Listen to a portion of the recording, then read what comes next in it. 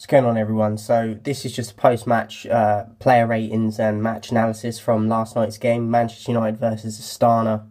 Obviously finishing 1-0 Manchester United. First and foremost, I've got to say, playing a team like that, you've got to have a minimum of 3-0 in my opinion. Rashford had about 6 chances. He could have had 4 or 5 goals and he ended up with nothing. So when you're playing a team like that, the quality of it and the chances you're going to get, I don't think there's any excuse that you shouldn't get a minimum of 3 goals. So that is my first point. Obviously Romero in goal, I didn't think he had a lot to do throughout the game, so it was hard to rate him because he didn't have a lot to do, but I'll give him a 6. Delot at right back, good to see him back. I do like Delot, and I thought he had a good game. Getting up the wing a lot, and defensively he wasn't really troubled. So I give him a 7. Twanzebe, I thought he started off a little bit nervy, but I think he grew into the game and he was better than Phil Jones overall. So I give him a 7. Phil Jones lost the ball countless times, even when he wasn't under any pressure. So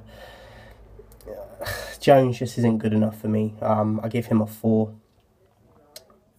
You expect someone with his experience as well to have a better performance level than that against the opposition like that, and he just didn't do it. So Rojo, for me, was the standout player. He was getting forward, he was putting countless balls into the box, great technique on the passes as well, come close with his shot too.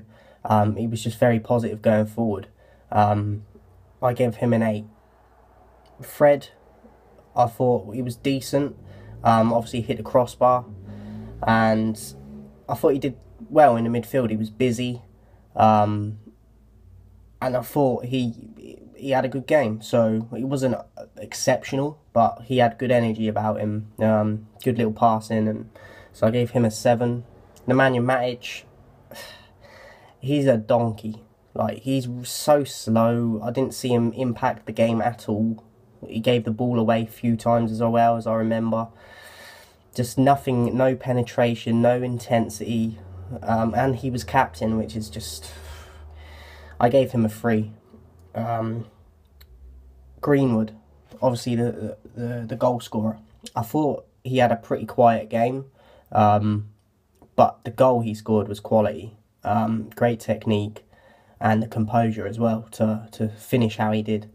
That upped his rating for me a little bit at the end. So I gave him a 7.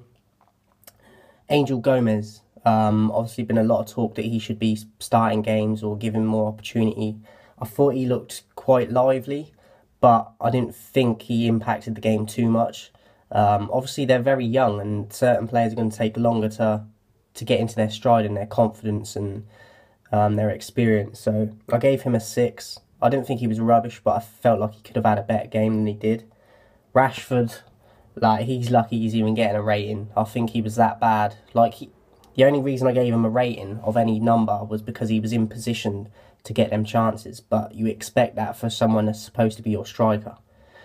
But as I said, he should have had about 4 or 5 goals, and he got nothing. So I gave him a 2. Chong, I think he put in a lot of effort, but I think he lacked the quality. He lost the ball quite a few times. Strength, he was getting muscled out a bit, but you expect that as well with the youth again.